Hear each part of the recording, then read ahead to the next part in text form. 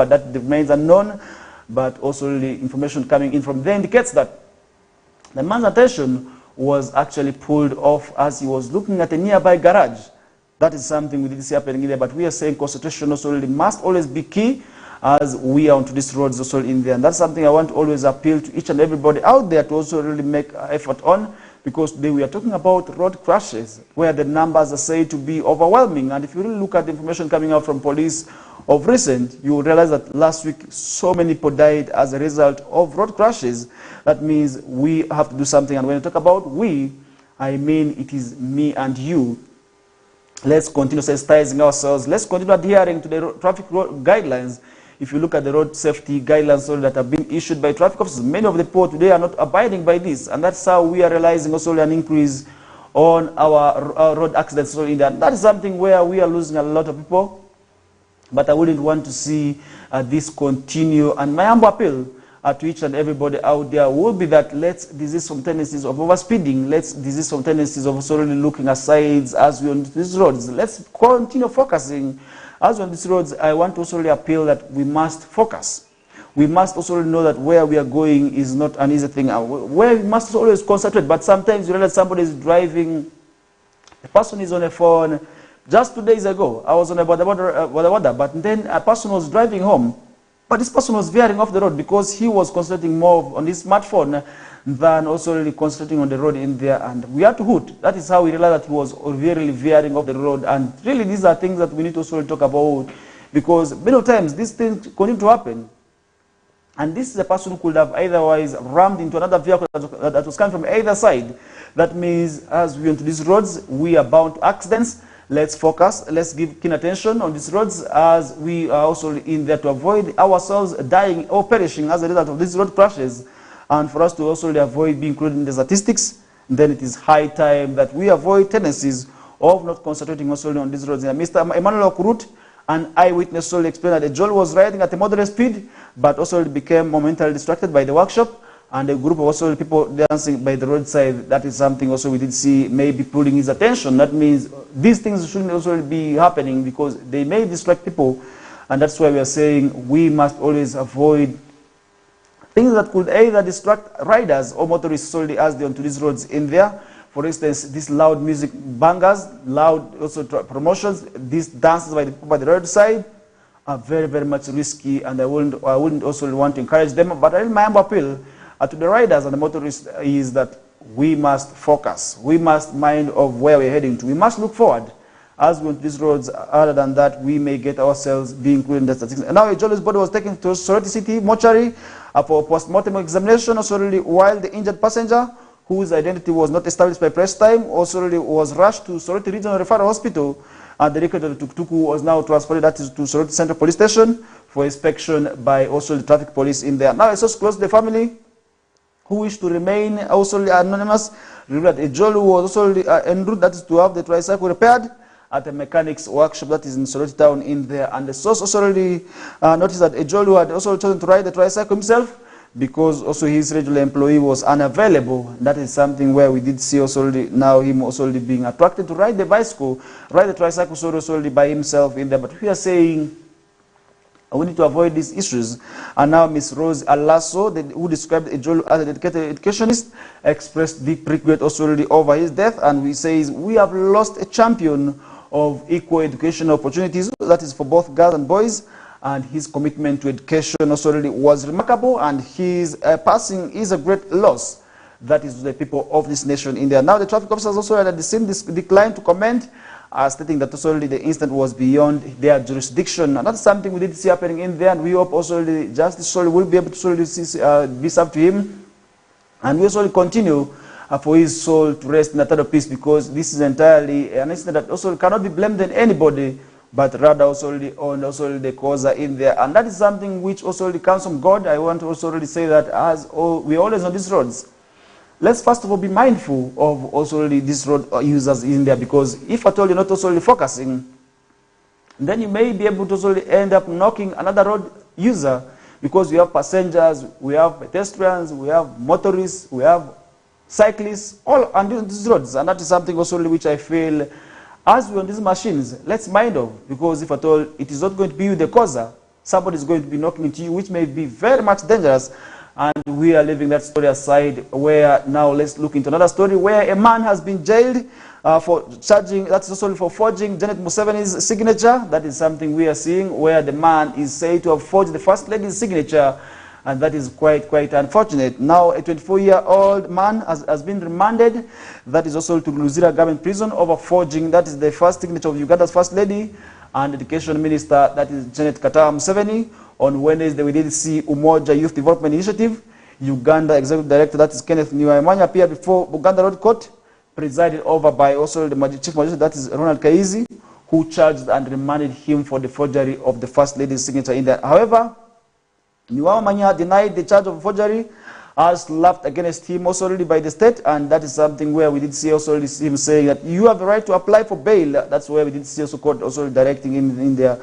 Now prosecution led by Ivan Chiaze told court that also Niwamanya had for long sought to make the First Lady the patron of his organization, and to achieve the goal of his organization, and also to achieve, also he decided to also allegedly forge a signature in there. But really, if you want to also have a person of high integrity as patron of the organization, why would you continue, why must you continue forging the signature? Why would you even think of forging a signature of such a person of high integrity? Because at the end of the day, this person is going to be informed. And this is one thing also which you cannot deny away from, because at the end of the day, people are going to be letting, the world is kind of global today, where we are going to be letting her know that indeed, if she is the patron of this organization, and that is where also it will be judged by her engagements with you. And that is something which at the end of the day, which we feel people must desist from. People must learn lessons from, because if at all you're not learning any lessons from this, then you is also planning to open up an organization, then you may also fall prey to a similar activity in there. But we're saying that is something which we must not engage in, because if at all we're engaging into such activities, then it will be quite unfortunate and quite bad for us as well. But we are saying, all in all, you have the right also to apply for bail, but we are saying this is really something wrong. And now prosecution also accuses him of using the signatures to solicit money also from various offices to organize function that is sold at Kololo ceremonial grounds. And according to a charge sheet also Niwamanya on August 22nd of 2023 at the Ministry of also Education and Sports Embassy House in Kampala, we also really intend to deceive the members of the public, forged also to whom it may concern letter dated on the 24th of July 2024, bearing a signature of the First Lady, and that is quite unfortunate and how quite tragic it is. But we are saying, as young people, we must desist from tendencies also really of forging other big people's signatures, and that's where we're going to be leaving the discussion aside, looking into some of the stories. Museveni questions a security minister on digital now plates, and remember this issue of digital now plates has for long been in there, but up to date, we're not seeing the process being actualized. What exactly is happening as also we are moving on? Really, do you think this will be a reality? Because now we have at least seen some government vehicles bearing this digital now plates, but for private vehicles, it is yet to be rolled out, and we did see it also being deferred for yet another time in a date also that remains unknown. And really, we did see Ministry of Works and Transport recently coming out to say that they are also extending the installation of these digital now plates on the private cars and private motorcycles to yet another identified date. And we did see recently also Museveni also as public also questioned Security Minister Major General retired Jim Wezi about the delay that's also in relation to full implementation of the digital now plates in this country. This is something also which we feel we must also really talk about, because as a country, are we ready for these digital now plates? Because I believe these are quite also really of good gesture, because if you look at the digital now plates, it's going to be coming with trackers for people who have been losing their motorcycles, people who have been losing their vehicles. Then this would actually be a blessing in this case for them. It would actually be something good, which at the end of the day would improve security. But are we ready as a nation for this? These are things that we need to also ask ourselves this morning. We need to also answer also these questions.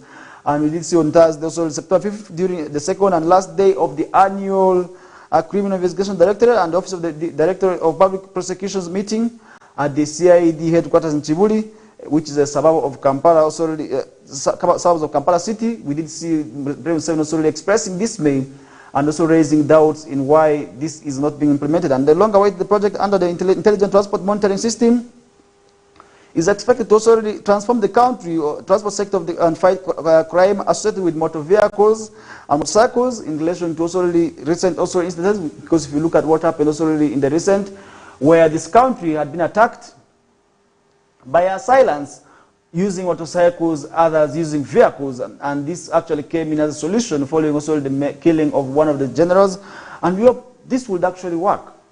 But really, why is it being implemented? And with this now, the president of this country, His Excellency Yoweri Museveni, also asking the minister, that is of Minister of Security, to also answer why this is not being implemented up to date. And he also asked to take the microphone before firing questions to him in there. Now he also asked about the accuracy of the digital system.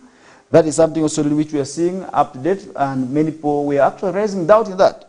And also after assuming also assuring Museveni of the accuracy of the system, the president went on to also question what the problem is, why it is not fully rolled to the masses. Up to date, we have not seen it being rolling, but many people are still asking themselves why up to date. But we're seeing it already on the government vehicles. But what about us, the members of the public? I believe many people also did not welcome this idea. Could it be to their advantage? Definitely, I don't know. But for those who have vehicles, who have motorcycles, many of them had actually been raising issues about these digital nameplates, and many of them were actually talking about the cost. But I want to say that the cost actually very much affordable, and more beyond, also below actually the nameplates. We are talking about now on November 1st of 2023, the government officially launched the system 2 years and 3 months after it was signed. Also, an agreement was signed with the Russian company, that is Miss M/S Joint Stock Company, Global Security, to also do the project in compliance with the traffic and road safety guidelines, and that's something also we did see also it happening, but the implementation remains on paper up to date.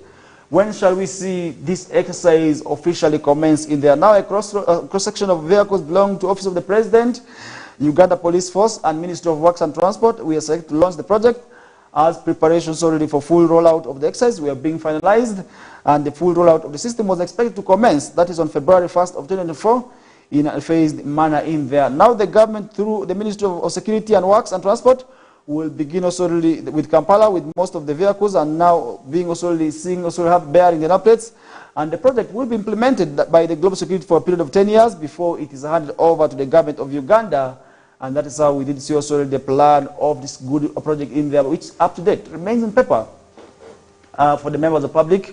And it involves creating a system that is of monitoring vehicles and traffic, also using software that stores information about the vehicles, and also owners analyzing traffic flow through also these special equipments, and checking also the vehicles' legitimacy, and among other issues. And this is actually one good beauty about this project, because first of all, it's going to be monitoring where the vehicle is. Let's say if at all the vehicle was registered to be within Nansana, if this vehicle is detected in Mukono, it will indicate.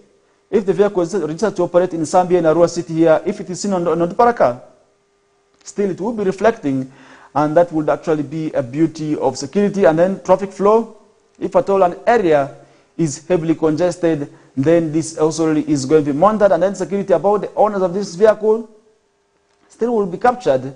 And at the end of the day, this would actually improve on security for all the vehicle owners and the motorists as well. And that is how this project would actually be a beauty, but up to date it remains on implementation paper. I hope when the right time comes, so really the project will be rolled out, and to implement a complete infrastructure was being developed already by press time, including installation centers that will register vehicles and issue installation also number plates, and among others also the monitoring centers and support facilities also for these vehicles. While the system, every motor vehicle owner in the country will be required to obtain new registration number plates embedded also with Bluetooth beacon chips, and the track also to enable their traceability across the nation. That means for those who already had the number plates, let's say UBA, UBG, UBD, UB what? OS, UAJ, UAA. If you had this number plate, still you will be required to have these number plates already digitally in there. And now new vehicles and motor vehicles will be required to pay 700,000. That's already for new digital number plates. While already vehicles already having the other number plates are required to pay 150,000. Meanwhile, for motorcycles, they are required to pay only 50,000 to acquire these digital number plates. But now the project still remains unknown. When shall we see this project solely officially be rolled out? Because I really want to say, I believe This project is actually very much good, and I hope when it's actually rolled out, many of us will benefit from that, and that is how beautiful the country will be when it comes to issues of security, because today you realize that a car is stolen from Kenya. It finds its way in Arua. A vehicle is stolen in Arua, you hear it has reached DRC. A vehicle is stolen from South Sudan, you hear it is captured in Uganda. This would actually be able to solely address some of these concerns, and this would help URA, first of all, in impounding these vehicles, and I hope at the end of the day, this will improve on security, first of all, of the motor vehicles and the motorcycles. I'm not talking about with motorcycles, it's actually worse, where people's heads are being chopped, where people are being strangled, and their motorcycles are being taken. And I hope, if at all this forward the digital number plates, this would actually improve on the security. Then secondly, also in tracing who these persons are when it comes to also the issues of security in there, because many of the times people have lost their lives in Arua City, in Madiokolo, in Yumbe, in Zombo, in Pakwach, everywhere. People have lost their lives where their motorcycles are being taken, and after that, the motorcycles are not traced, and the killers also remain unknown. And these motorcycles are said to be finding their ways into the other districts, and also across borders in DRC, in South Sudan, because we are actually bordering these two countries. And today, most of the motorcycles that are said to be not bearing numbers are said to have been coming from these other countries, and also the motorcycles that are said to be disappearing from here, in most cases, are said to be finding their way into these countries and the other regions. And I hope also with the digital number plates, this will be history, and we would also make sure that we benefit and also enjoy the security when it comes to digital number plates. And that would be quite well. But many of the people have been also doubting and also raising eyebrows in the issues of cost. Don't you think that this cost actually very much affordable? And then the question also we should be asking ourselves is, how effective is the system? Because we may be talking about this amount of money, but how effective is the exercise? Because many people have also been talking about these issues, first of all, citing also these issues of cameras. People have been also doubting these cameras, but we have seen also sometimes these cameras working when it comes to also identifying the criminals. And I hope this would actually be a blessing for this country in terms of also making sure that we talk about the issues of security being history, and insecurity where people's property are being stolen, where people's motorcycles are being stolen, where people's vehicles have also vanished.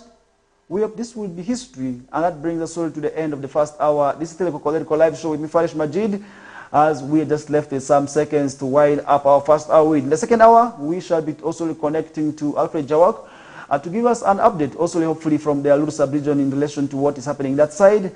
And I will be also letting you know of what happened in Arua. There's a story also I will be also building on. That is also in relation to the alleged murder of a teenager by prison warders attached to Arua government prison, where the family is now demanding for justice for their sons, as the other one is still battling for his life at home in there. And a lot of bad stories also continue to also come out from there.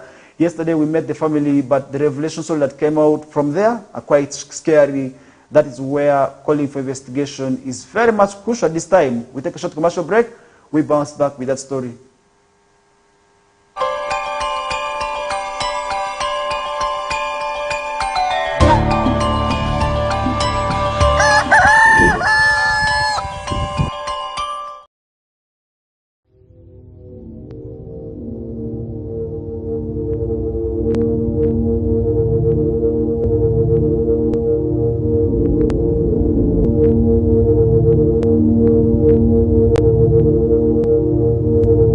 West Nile TV, lighting up the region.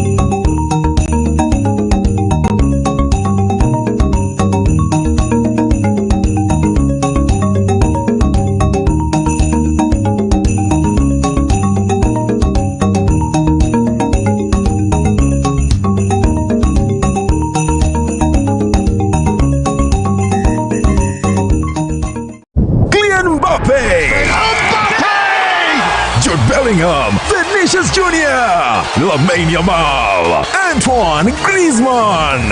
La Liga comes to Star Times. A wild celebration! The big stars, the tiki-taka football, Real Madrid and Barcelona live in your living room. Real Madrid, a team of dreams!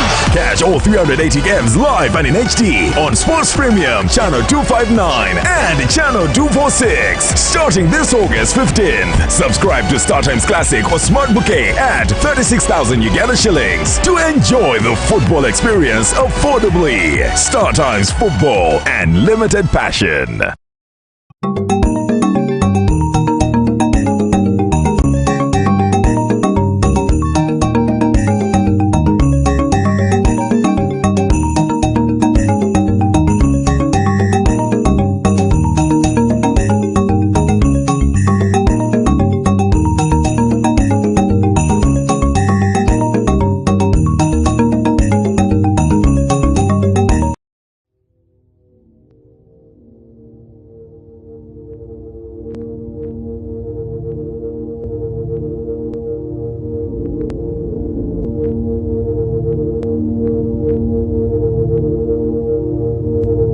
West Nile TV, lighting up the region.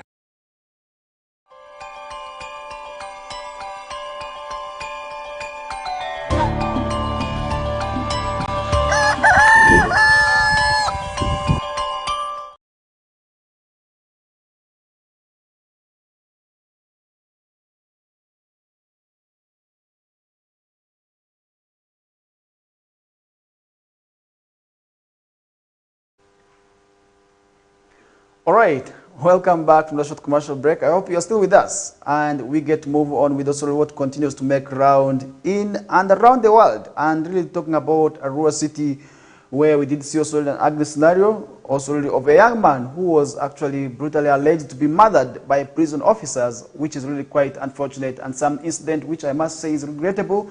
The family is now demanding for justice for their two sons, as the one was really brutally beaten and today he is still fighting for his life. Very much regrettable, but we hope this does not happen. And what does it put the institutions at? Because these institutions must coexist with the community members. But if at all this is the kind of relationship, where does that put these institutions at? Because this is not the very first time a similar incident is said to be occurring in that area. Just like last year, was it last year or this year? On Eid Day, a youth was also murdered in there. The mother also as well yesterday came out to talk about this incident, where she said actually that she knows the person who murdered the son. Very much bad, regrettable about the same incident. And that is something also which I hope does not repeat itself. And now the officers need to be brought to book, and that means if at all this is not the very first time the institution is being accused, then there's something wrong somewhere, somehow that needs to be adjusted. And we hope Uganda Prison will be able to improve on that. Could it be that their officers are being brutal to these people? Very much unfair. But we hope also that does not happen. But yesterday we were able to see the family members demanding for their justice for their son, and where they failed to agree, the body of this 17-year-old boy was lifted and taken to the prison offices, really giving the dead hard time, which is really something which I believe does not also repeat itself. But that is quite regrettable. And today the man is expected to be laid to rest. That is at their ancestral home in Ribo sub-county in Madiokolo district. But let's first get to listen to what exactly happened in there in relation to this matter. Family members of late Afeku Felix, a 17-year-old resident of prison cell under Central Division in Arua City, who is alleged to have been murdered by prison officers attached to Arua government prison, are demanding for justice for their son, who died on the 3rd of September 2024. This was after the incident that happened in the wee hours of Tuesday this week, where it is alleged that the late Afeku, who developed a complication from ulcers in the night, had requested his brother, identified as Andruga Gerald, a 20-year-old with whom they sleep in a saloon, to accompany him to fetch water from a nearby well to take medication. It is from here that the two met the alleged officers who were doing night patrol, and Andruga narrated the ordeal to which they were subjected to by the alleged officers, who accused them of being thieves and responsible for stealing their food crops from their garden.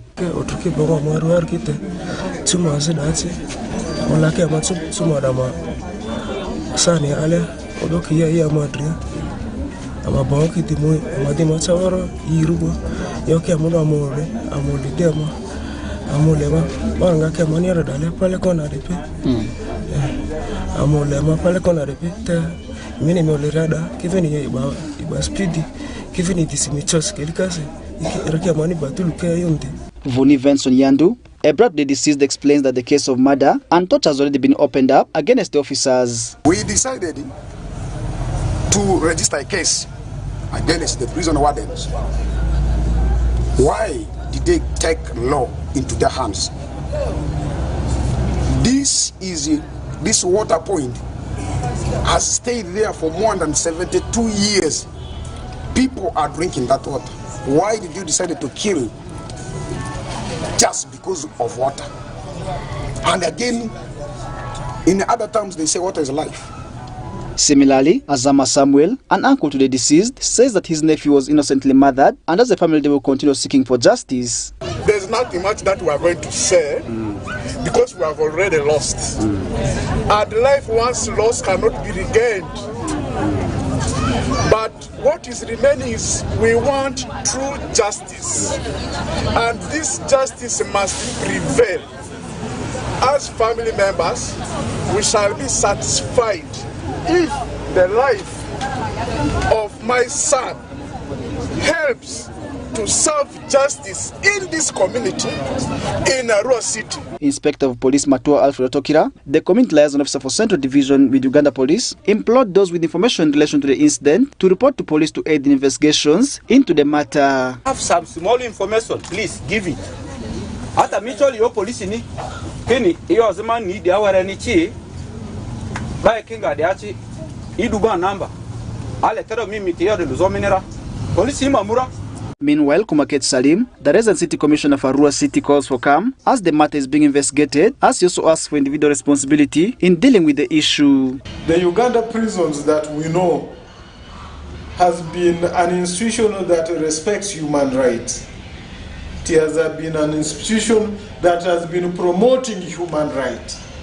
So I would be hesitant to think that it is the same institution that promotes and protects human rights is the one again being accused to abuse human rights. I want us to remove the name of the prisons out of this. If it is an individual person within the institution, then we should treat that as an individual mistake. Honorable Muzaid Kemis, the mayor for Central Division, calls for thorough investigation into the matter so as to regain public trust, since this is not the first time a similar incident is happening in the area. The trust that the people are going to have on us will be when this investigation is put into logical manner. Otherwise, next time it will be very difficult for the community to believe in us. But I want to thank the people of prison cell to be calm. You know why the tensions are low? This is almost the second alleged killing. The first one was during Eid Day. A young boy of 17 years was killed. I think why the community are raising eyebrows, there is no logical investigation that has been done to that. Lenin Dori, who works with Uganda prisons as the regional commander for West Nile Sub-region, in an interview with journalists in Arua City, however, denied allegations of the force being responsible for the murder and torture claims. The deceased Afeku Felix is expected to be laid to rest on Friday, 6th of September 2024 at the ancestral home in Abiri village, Ribo sub-county, in Madiokolo district, as the family awaits for his killers to be brought to book. Farish Majid, reporting for West Nile TV. Well, we expect justice to be served for this young man and also his brother, who was very much beaten, and we hope also at the end of the day, these officers who are behind this incident must be brought to book. Because if at all, if indeed it is alleged that these officers were the ones behind also this incident here, then they remain unknown. Because by the time of deployment, these people are known. Who could have gone for patrol that side, that night? Prisons must be knowing, but at the moment, they have denied their officers only behind being also this incident. Because what we did see also from the regional commander for prisons is that it is just that the officers came to rescue. But at the hospital, it is the prison officers who took these children there. what exactly happened. This is where we need to call for thorough investigation to this matter. So those people who are behind must be brought before book, and those who are actually known should be dealt with. And that is where also I hope we must also learn from, because as a prison officer, as somebody who is in the force, you're not above the law. The law will still catch up with you if at all you are doing something very much bad. We hope that does not also happen in there, and we hope when the right time comes, those officers who are actually behind this very much tragic incident are known. I want to see the community members also really identifying and let them know who are behind this incident, because we have heard this is not the very first time a similar incident is happening in there. And how is that going to be impacting on the relationship between the community members and the government institution? That's where we're going to leave that discussion aside with. And now we get to connect to Alfred Jawok to also give us an update of what is happening in from that side of the region. And that's where we need to connect with him. Alfred, good morning. Good morning, Faris Majid. Good morning, West Nile, and good morning to all our viewers. Yes, Alfred, how is the side of the Alur sub-region? What exactly is happening that side?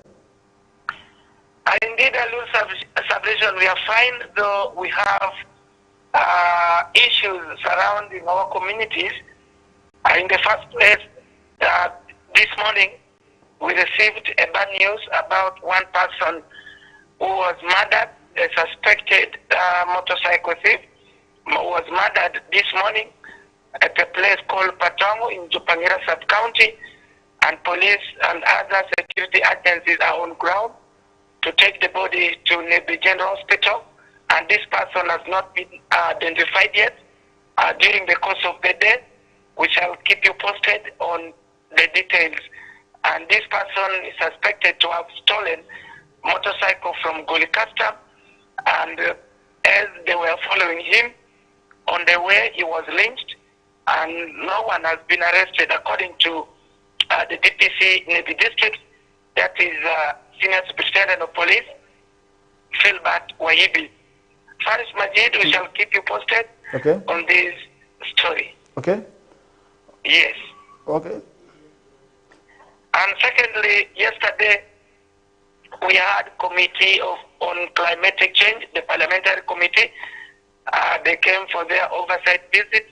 They were in Zombo, and yesterday they were in Nebi, and also they were disturbed by a polling state of Nebi Goli Road. They promised to also work together with the area members of parliament from Greater Nebi to push for the construction of this road.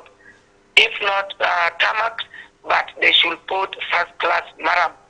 And during the meeting held at the Nebi District Boardroom yesterday, we did see RDC Nebi District Robert Abab, the district chair Honorable Emmanuel Rumbi, and other members of parliament. They were here, and also they promised that they will task the government at least to come and work on this road, because this is the road which is connecting DR Congo, a busy road, a road that gives a revenue to the government. I spoke to one of the members, that is Honorable Balimwezo Ronald, the Member of Parliament for Nakawa East and Shadow Minister for Kampala. He also talked bitterly about this road, and he promised the people that he will table the issue on the floor of Parliament. At least government should take initiative to work on this road. Okay. For quite a long period of time, Alfred, this issue of this road has been in there. Many members of the public have raised concern over this. I hope the leaders have something to say when it comes to this road in there, because this is one of the critical roads, as you said earlier on, that connects Uganda to the DR Democratic Republic of Congo. What exactly are the local leaders maybe saying as a form of hope for the locals in there?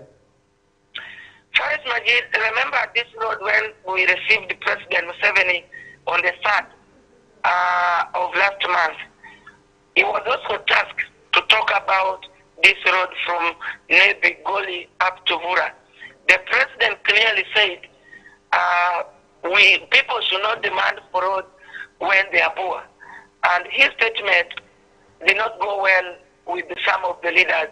However, yesterday, when the district chair was presenting his report to the Parliamentary Committee on Climate Change, he said they are also waiting from the government. And Farish, I want to assure you, with this kind of road, in 2026, it will be difficult for some leaders because for a quite long time, people have been pushing for this road, but nothing has been done. And even the leaders, when you approach them, they don't want even to talk about this road. And more so during this rainy season. As today, it has rained and vehicles are packed. At the moment as I'm talking, I'm on Nebi Goli Road at around Jukia. When you look at very many trucks are being packed, they cannot proceed because the road is impassable. Okay. That means the traffic in there is too much? Very much, and the people, more so the drivers. Okay. Others started, they started being on this road right from last night because it started raining last night, and today, when these drivers are still here, I don't know at what time they are going to start moving to their various destinations. Okay. Yes. So what is the message that drivers are giving out when it comes to the status of this road? Remember, these truck drivers, what they are appealing for, they are appealing to government at least to work on this road. If not tarmac, they should put first-class maram so that they can maneuver and use this road frequently. Okay. Yes. And finally, any other news that side? Yeah, even yesterday on Nebi Pakwach Highway, remember this road is under rehabilitation, and the driver is on spot. The driver knocked a colleague at Tidwell Village, that is Padu Sub-County, a roller driver. He was even brought yesterday, he started work yesterday, but unfortunately, he killed a colleague. He rammed onto a colleague called Agnes. So the driver is still on the run. The body has been taken to Nebi General Hospital. Health police has mounted the search for the driver. And the driver is yet to be identified. He's still on the run. I talked to ASP Isaac Usho, the district traffic officer in the district. He said the driver, they're looking for the driver so that he is apprehended and taken to prison. Okay. Yes. All right, thank you so much, Alfred, for that update. And thank you so much, Farish Majid, and I want to say many thanks to all our viewers, and also I want to say good morning to Madam Daisy, Madam Kelele, you, Farish Majid, and all our comrades, the foot soldiers. May God bless you. I remain Alfred the Walk, West Nile TV, Greater Nebi. Thank you so much. all right, thank you so much, Alfred, for that update in there, and we hope these also really issues that continue to happen in our societies must also really make us learn a lesson from, because we're talking about the issue of a thief being lynched that is also really for stealing motorcycle in there, as it is suspected that this man could have stolen this motorcycle from Goli and was now moving also really from customs, also really Goli customs, and now he was moving towards also really that's the Arua and also really other areas. But where do these people also really pick these motorcycles from? I believe the issue earlier on I was talking about, these digital number plates would actually do a good service when it comes to this theft of motorcycles, because many of times today you hear stories of young people being lynched. That's for stealing motorcycles from DRC, from South Sudan, and these motorcycles find themselves in West Nile sub-region, in the cities of Arua, in the districts of Madiokolo, districts of Nebi, districts of Pakwach, and others. How do these motorcycles find themselves in here? And these are things that we need to also really, as leaders, to also go back and tell young people, look, we need to also really make sure we leave theft. We need to avoid issues of theft. If at all you have been a thief, reforming is actually good. Because if at all you're not going to be reforming, mob action is still very much key, because I do not want to call it mob justice, but rather the word is mob action, because there's no justice that can be solved by the mob. It is rather mob action also really which we feel we must desist from, because it is a criminal act, something also really which each and every person out there should be able to really learn from and desist from, because mob action is actually a crime in our laws. If you look at our 1995 Constitution, it actually also really prohibits mob action, and that is something also really which is also really against human rights, Because if you look at the human rights today, you have no right that is to end another's life. You do not have a right also to touch another, because that is a person's fundamental human right, which must be respected, and that is something which at the end of the day, each and everyone out there must learn from, because if at all you're not learning from that, then it is going to be quite unfortunate, and that would also result into death and also loss of life for other persons out there who may be suspects. Because sometimes we have seen people being innocently murdered because just somebody shouted a thief. It's enough to end your life. You may be innocent, and that is where it is actually upon the courts of law either to pronounce you innocent or guilty, but not individuals, as also we have seen with mob action in there. And that is something which I feel I must also really inform you of, because mob action remains a great concern for this region, where many times we are seeing people being burnt, people being beaten, and also to death in there, something which I must say is quite unfortunate, and something also really which is very much regrettable, and we must desist from. And that is something we did see also coming out from Alur sub-region. We hope it does not happen also in the other regions, also in Madi sub-region, in Lubara belt here. It does not happen, because we need to also avoid tendencies of mob action, because many times we have talked about mob action, but mob action continues to unfold. But sometimes it's because people are tired, because the thieves already have done a number of disservice, and that's where people feel mob action is actually the right way to go. And that is something which we have seen as a result of people losing enough property. You just play something and it is gone. That is why we're saying to the thieves, they must reform, and with the reins, they could actually engage in a culture and where they could earn genuine money other than also really depending on theft. Because with theft, there's no guarantee. There's no guarantee for your life, and where you are caught up, that would be the end of you. And you find out that this person actually who has been banned could now be looked for by the family members at home, thinking that he has gone somewhere and will be coming back. And just like that, you're not returning anymore. And that's why we're saying people must do some tendencies of theft, and also really should be able to sort of learn, maybe have a lesson from. And still talking about the issue of that status of the road, which is very much in a deplorable status. We also talking about the Moyo Obongi Yumbe Road, which is already another road that I must say is in a dire status, which also needs upgrade. And much as we did see also already the flagging exercise also already being taken place, and that is where we did see also the road also where the project was said to have commenced, but after that no work is being done. And now we are seeing the leaders already complaining about this status of the road.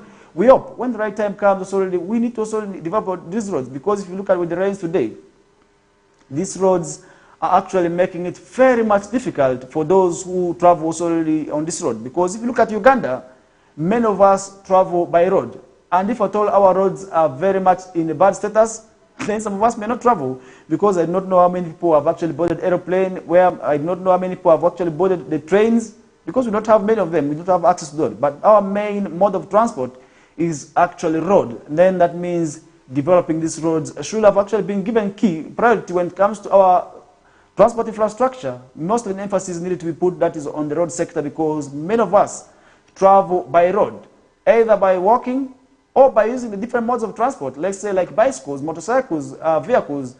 At least each and every day we are traveling by this. And that is something also that calls for urgent need for government to embark on developing these roads. And that would actually be good for the citizens who are the taxpayers, and I believe using the taxpayers' money for developing these roads would actually be good. And those are actually key roads. If you look at the two roads that I've been talking about, many of them are actually in a very much deplorable state. Now what about one that connects Arua to Nebi?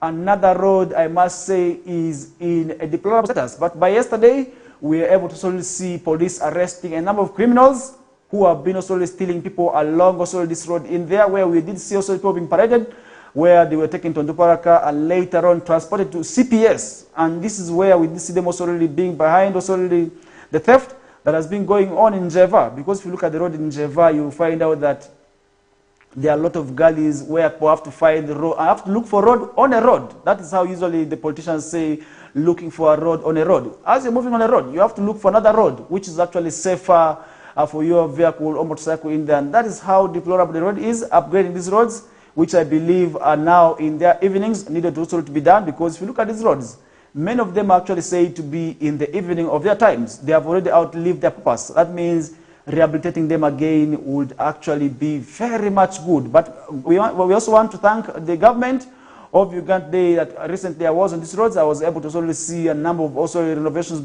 taking place on this road, where those potholes are now being filled. That is quite good, because we need to also avoid the time we're on this road, because as you're moving, more so for those vehicles that are heavy, carrying goods also in there, you find out that thieves actually jump on these vehicles and throw people's merchandise down, and that is how people have been encountering losses.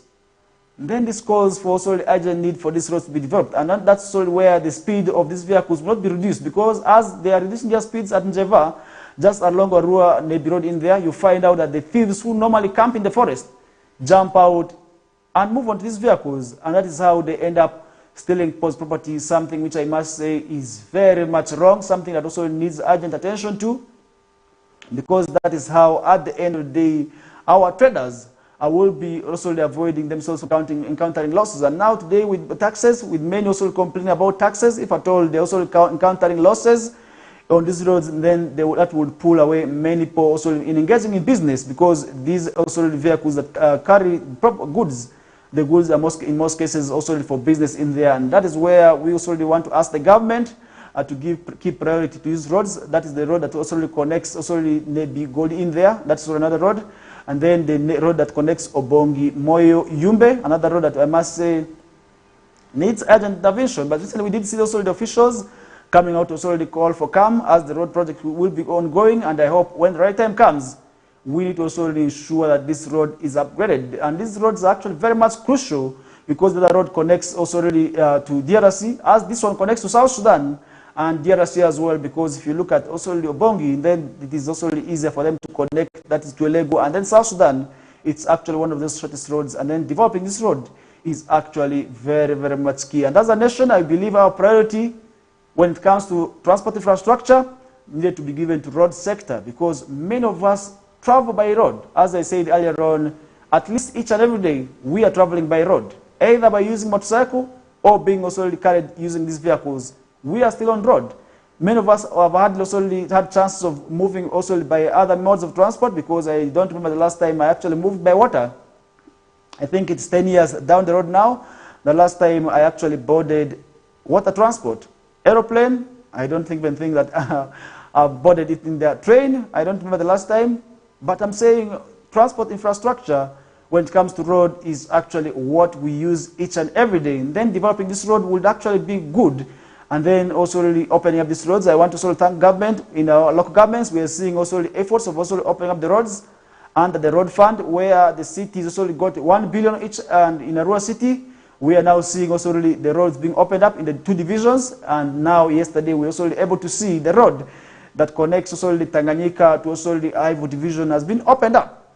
Quite good and quite interesting as well. And that's why I want to thank the leadership also of the 2 divisions and the city at large also for utilizing these funds, because many of us had been also really lost trust that this 1 billion will just be stolen like that. But we are saying the road also activities should not only be by opening, we also really expect now proper maintenance. And with the rains today, we did see them also just cutting off, but we hope the maintenance will be quite well, and at the end of the day, these roads solely must be accessible and also motorable for each and every person who deserves to walk by these roads. And that brings us to the end of these discussions for the first hour. In the second hour, and where we are going to be taking a break also in this half of the hour, that will be ushering us into our final half, where we shall be also giving you stories happening internationally. I will be touching something small in sports and talking about sports. The nursing school games will be climaxing today. I will be also letting you know how these games will be ending and where they will be also ending.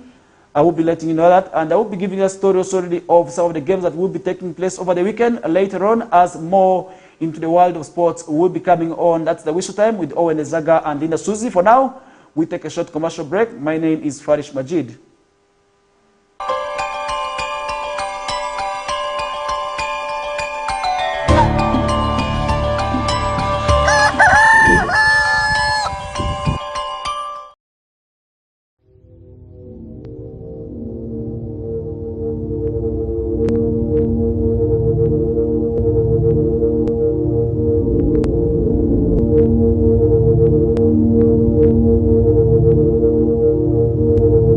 West Nile TV, lighting up the region.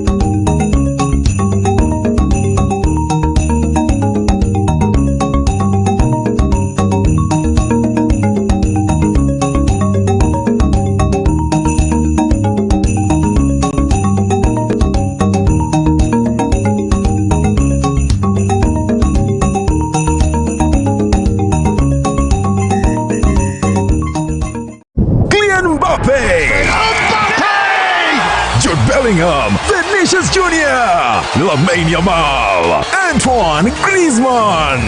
La Liga comes to Star Times. A wild celebration! The big stars, the tiki-taka football, Real Madrid and Barcelona live in your living room. Real Madrid, a team of dreams!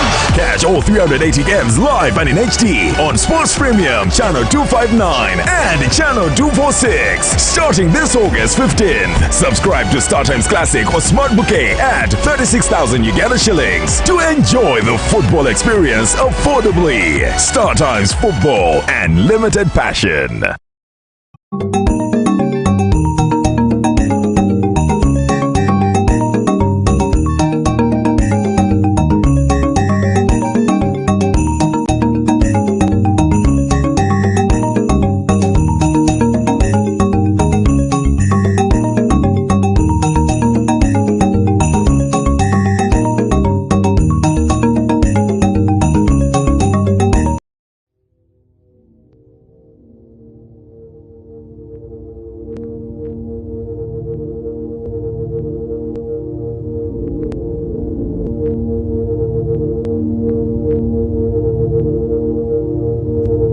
West Nile TV, lighting up the region.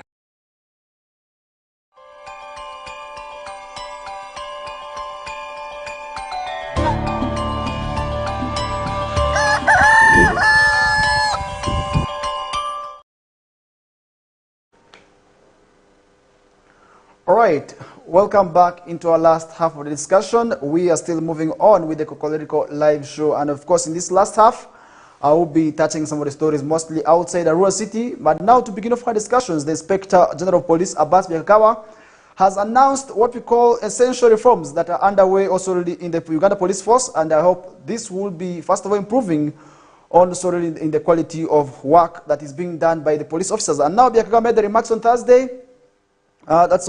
During the second and last day of annual crime investigations, also the Director and Office of the Director of Public Prosecution meeting at the CID headquarters in Chibuli, and that's where he made these pronouncements. And we hope this does not only remain by the word of mouth. We hope also this will be able to yield fruits in there. And the meeting also really was held under the theme, the contribution of ODPP/CID in the socio-economic transformation also of Uganda. And today, you remember, many of the aspects have been also in relation to social transformation, and many also the government has also put a lot of efforts when it comes to that. And we hope at the end of the day, government realizes its dream of socio-economic transformation, which also is being also very much talked about. And now the welfare of police officers is known as one of the priorities being looked at, and that's something also which I feel must also be addressed. Because you look at the monies sometimes these police officers are earning, you find out that it is very much little, and that's why the SACCO is actually playing a very much a great role. I do understand the Exodus SACCO is actually very much playing a great role, just like was Lendo for the UPDF, to also uplift the status of the police officers, which I hope at the end of the day, the police officers also can be able to move away from the poverty line and also be officers who are wealthy in there. Because they look at the issues of Kitu Kidogo, many of it is also said to be arising due to the fact that also the welfare of the police officers is not also really very much looked into, and that is something which at the end of the day where we see the officers resorting into what we call a bribery, and also really taking also really money in form of Kitu Kidogo in there. And that's why we see the traffic officers on the roads also really asking for something small from vehicles also that are not well to be on the road. And at the end of the day, we have seen that also really very much resulting into loss of lives where the vehicles ram off into others, where we see the vehicles throwing passengers. And this is because the officers whose welfare is not well could have taken money solely from also these vehicles in there. But we're hoping improving the welfare of these police officers shouldn't only remain by the word of mouth, because recently we saw the government also coming out to also say that there is going to be salary increment for the officers also in the UPDF, in Uganda Police, in Uganda prisons. We hope that does not only remain in paper. We want to see the money be reflected into their accounts. We want to see the police officers also be very much wealthy, and that is something which at the end of the day would make us very much proud as citizens of this country, because they are doing a tremendous job. You find out that police officers today are actually doing a very much good job that must be acknowledged when it comes to issues of promoting law and justice. And that is something also which we hope at the end of the day, would be able to also improve that's the welfare of these officers. And that is why this is the IGP also really thanking President Museveni also for recently promoting 7 officers to the level of, that is AIGP, and those promoted also Felix Mwesigwa, the Police Command Director of Public Operations Service. We have Moses Kafero, the Director of Human Resource Development. We have Felix Bariamukwasiki, the Director of ICT, and Hadija Namutebi, the Director of Welfare and Production, and Charles Katarandi, who is the Head of Legal Directorate, and David Waiswa, the Director of Counterterrorism Police, and Ubaldo Waswa, the Director that is of Political Commissionerate. And these are people who have been promoted now to also another level in there. Now top government officials who attended also the meeting, including retired Major General Kaindo Tafire, who is the Minister of Internal Affairs, and he also said something in this meeting. We have Jim Mwezi, who also really was able to also answer questions when it comes to issues of this taking to another place, and Attorney General Kiwanuka, who also already as well attended this meeting in here, and as other high-profile also government officials, including Commissioner General of Prisons, that is Canon Dr. Johnson Biasaija, the Inspector General of Police, that government, that's Betty Kamia, the CID Director and Assistant, also IGP Tom Magambo, and the Deputy and the DPP Justice Jane France Abodo, who as well as attended this meeting here. And now the meeting also was aimed at fostering collaboration, as well as enhancing capacity and reaffirming the commitment of the ODPP and CID to also really driving Uganda's socio-economic transformation through effective investigation and prosecution. So in there, something which I feel must be given keen attention to, because if you look at the issues of socio-economic transformation, the CID actually plays a great role in terms of eliminating corruption in the chain. Let's say if money is to be going to a Group A, if the CID does not find out how this money is going to be also reaching out, then corruption also in one way or the other is going to be also affecting the impact and also the efforts of government when it comes to socio-economic transformation. And the song which we are talking about today, the newborn with the PDM, corruption also really is playing a great role. That means if at all the CID does not investigate, let's say if the CID is not aware of the corruption, then few individuals are going to be benefiting at the expense of thousands and thousands who deserve to have this money. Let's say the women and the vulnerable community members, the leaders will just go with the money like that. But if CID interests itself to find out how this money is reaching out to the intended beneficiaries, then that would also really make sure the aspect of socio-economic transformation which we are talking about today would actually be history, and many people would actually move out also of the poverty bar line. At the end of the day, we would be seeing government realizing the intended purpose of these projects, like the Parish Development Model, like a Myoga, and the rest of the programs also the government rolled out to also make sure that the citizens move out of the poverty. And that means we need to interest ourselves in finding out what exactly is happening in relation to these government projects, and that would also make sure each and every person out there gets to benefit from these government projects, just like also the rest of the people who are supposed to benefit from that. And then the issue of tribalism also within the PDM, this is where I'm saying the CID and ODPP would actually play a great role when it comes to investigating this. We have scenarios and allegations also coming out of Parish Development Model across the entire country, where people are saying to be also asking for sex to get this money, where people are including their family members, where in a home, over 10 people are benefiting, and yet, according to the rules, this is money for the vulnerable poor, where at least in a homestead, one person is supposed to benefit. And if at all the CID, which is really a great role, a key player in this, also plays a great role when it comes to finding out these issues of also corruption in that line to that, then this would actually be a blessing for this also initiative, also the Parish Development Model, and the rest of the government programs in driving the government's agenda of socio-economic transformation, where today we also have a whole leaders appointed to also oversee that. They have assistant city and also resident district commissioners who are being appointed to actually oversee this mandate where government employed them. But if at all we are not also utilizing the CID, then many people out there may not be benefiting also from these monies. And I want to say, let the government actually empower the CID department, and also by beefing up the numbers. Secondly, by also improving on their welfare so that they not become corrupt themselves, because they are to fight corruption. But it may be very much unfortunate where we also see the CID officers also really becoming corrupt themselves in there, and that will not be well. And to avoid that, improving the welfare of the CID, improving the welfare of the police, and other responsible officers really will do a great job, a great service to this nation, and we will be able to see people get justice and also get the right services they deserve to also have in there. And that's where we're going to leave the discussion aside. And in relation to this same meeting, we did see Minister Otafire saying CID officers need adequate training, and that's something which we did see also coming out from the Minister, also Kaino Otafire, who is the Internal Affairs Minister, also in there, where we did see the Major Retired General also say the Criminal Investigation Directorate, that's solely of CID officers, need to adequate training, and that will also make sure that they improve also really on how they do their work in there. And Otafire made the remarks on Thursday, which was September 5th, also really during a second and last day of the annual CID Office of the Director of Public Prosecutions meeting at the Chibuli also CID headquarters in Uganda, and that's something which is happening in Kampala. And the meeting also really was held under the theme, the contribution of the ODPP stroke CID in also really Uganda's social transformation of Uganda, which something I must say in which they play a great role.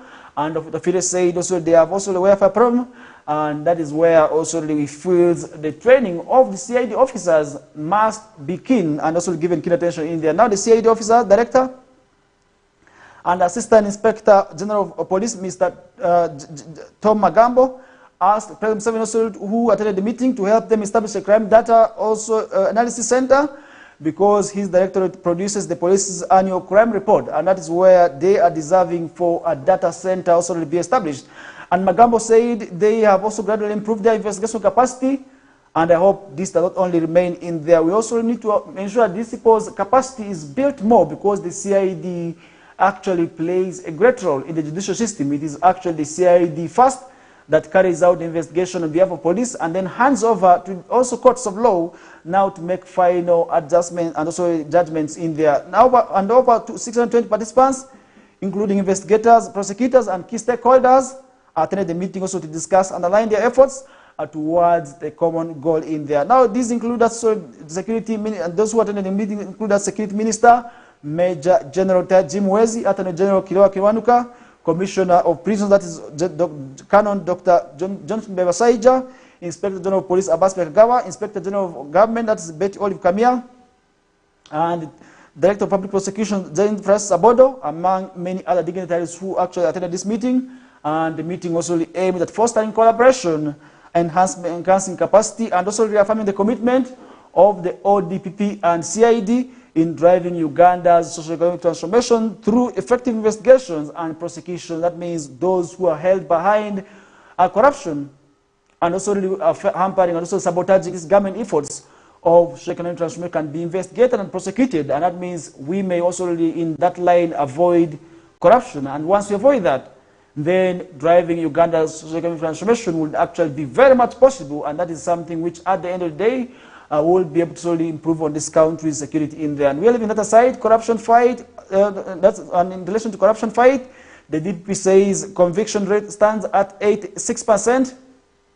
And that's another story also we are seeing in the post right now, where France about the DPP also made the remarks on Thursday, during also the same meeting that we are talking about, and we hope also the investigation in relation to these crimes is actually indeed at 86%, because many of the people today talk about delayments in investigations where it would not also have the results, because many times when you reach police says we have already commenced with investigations to the matter, but what are the outcomes of the investigations that also you are investigating?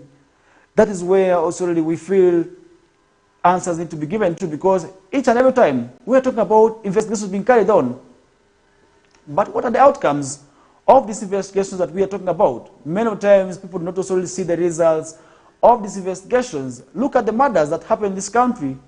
Look at the broad day robberies that took place. Police really usually comes out to say, we are coming out to carry investigations. Arrests are being made. But what are the outcomes of these arrests? What are the outcomes of these investigations? These are things that also members of the public need to hear of as police also carries on investigations. Because if I told you you're carrying investigations without informing the masses, then people are going to be doubting how the CID performs its work, how the police does its work.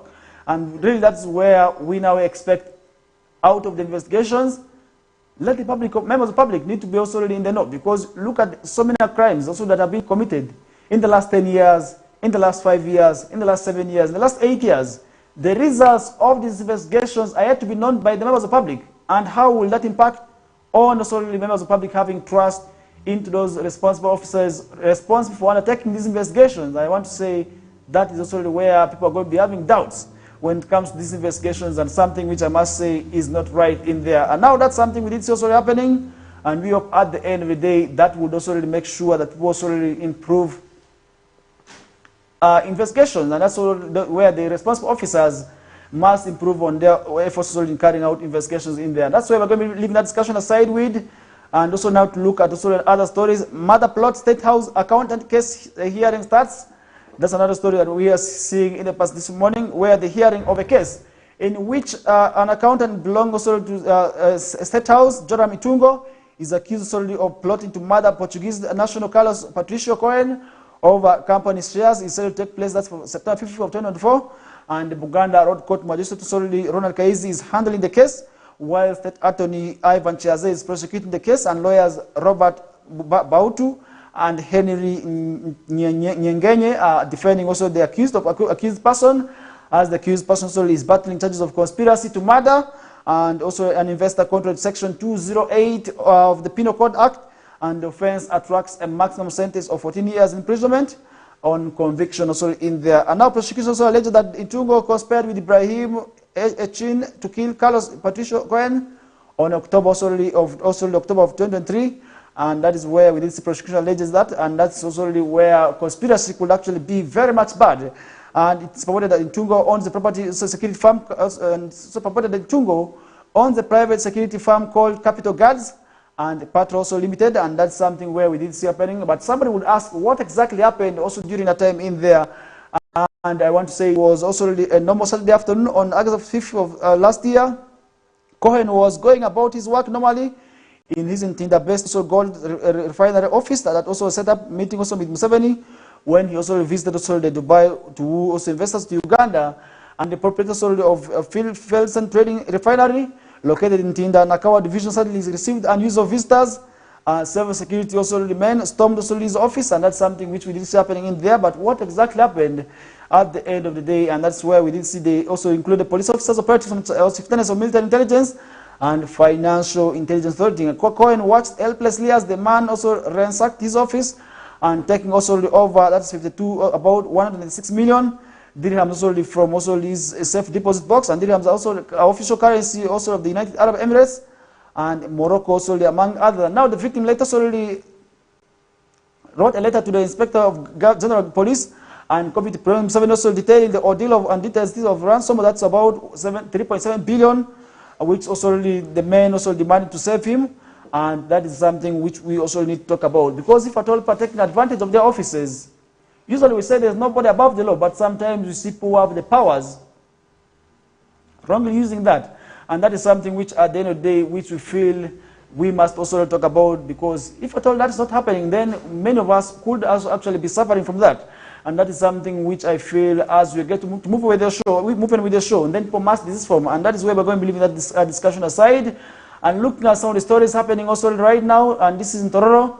Two relatives are also really being arrested over murder of Tororo LC boss, and that's something also we are seeing where now police in Tororo have arrested two close relatives to help in investigation with also into the murder of municipality's Eastern Division LC3 Vice Chairperson Miriam Hawa Doka, and Doka was also reportedly attacked and strangled by unknown people at her home also in Nyangole, a village Nyangole Parish in Eastern Division of Tororo Municipality on September 2nd of 2024, evening at about 6 p.m. in there. Now Tororo District Police Commander Sabira Sadat on September 5th of 2024 identified the suspect as Hamdan Yusuf, a brother of the deceased, and Omara Michael, the stepson of the late in there. And now that's also where we are now seeing two relatives of the deceased being arrested to aid in investigations. But really, this is quite unfortunate. Why would you murder your own relative?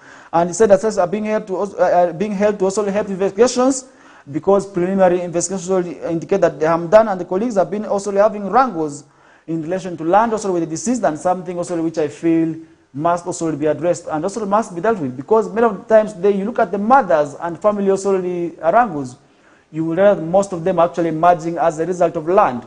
and land also remains the greatest cause of conflicts within families. But how do you make sure these issues also do not happen in our society? And why must also people do some tendencies of taking the laws in their hands? If at all somebody is grabbing your land, you have the mandate of reporting this case to police, and the police already has the mandate of taking this matter before courts of law. And that is where we are saying people must desist from tendencies of taking the laws in their hands. People must desist away from issues of land wrangles, because today a lot of the issues are being also attributed to land wrangles. You look at also the fights in our local governments. Many of it is emerging also really as a result of land wrangles. Look at the fights between families. Recently, we had ugly scenarios in Yumbe where people were also able to kill themselves as a result of land. But how do you make sure the issues of land does not actually lead into bloodshed? That means the traditional leaders must come up on board to make sure that they talk to the people about issues of land. Because if they do not talk about issues of land, then many people out there could also be suffering, and that would also be very much difficult for them at the end of the day to also address these issues in here. Now, also that's where we did see also that happening, and we hope these persons, if at all they are innocent, then they will be freed. If at all they are guilty, then that is how we are going to be also already seeing these people also already getting justice in there. And leaving that story aside, and now to look at also some of the stories, and this is on the Observer, and on the front page where we are seeing Uganda's decry thuggish Yakamitas is another story that we are seeing right now, where today many people are talking about power being costly, and this is where a unit is said to be at 1,000. And today, many Ugandans are actually complaining about these new Yakamitas, but how are they impacting on the citizens? And how is government helping the citizens in terms of making electricity cheaper? Because if at all government does not make electricity cheaper, then people are going to be continuing with options of firewood and wood fuel also really for survival and energy in there. But how can government make electricity cheaper for each and every person out there to make it affordable? Because if at all we're not making electricity affordable, then many people are going to be also really engaging in, first of all, charcoal, and then stealing electricity, because many people also can steal power. And that is something also really which we feel government must come out and address, because if you look at the issues of cost of electricity today, a unit is said to be at 1,000. And how many Ugandans can actually afford to also really buy this unit at 1,000? And how many are they connected? And this is where also really, as we're talking about the connectivity, what about the cost of electricity? Because many people could also be staying in darkness just because they lack the 5,000 to buy power or the 1,000 to buy power. That is where we're saying government must come out and make electricity a bit cheaper, because if at all that is not done so, then many people are going to be also really stealing electricity, and that would also make it very much difficult for them to also really access power, and that would at the end of the day also really be very much difficult for them to also really have access to electricity in there. And that is something also really which we are going to be leaving the entire discussions with. And now to summarize the entire discussions with, I want to inform you that also the University League fixtures have already been released, now where the university students have already known the teams that they are going to be facing in the group stages of the University League in there. And we did see that draws also being released yesterday. We hope now the teams get to know which teams they're going to be facing. And really we have our universities already in the Western sub-region, which we are wishing the very best. Like Mon University, we hope also that group also in which they are in is a bit hard.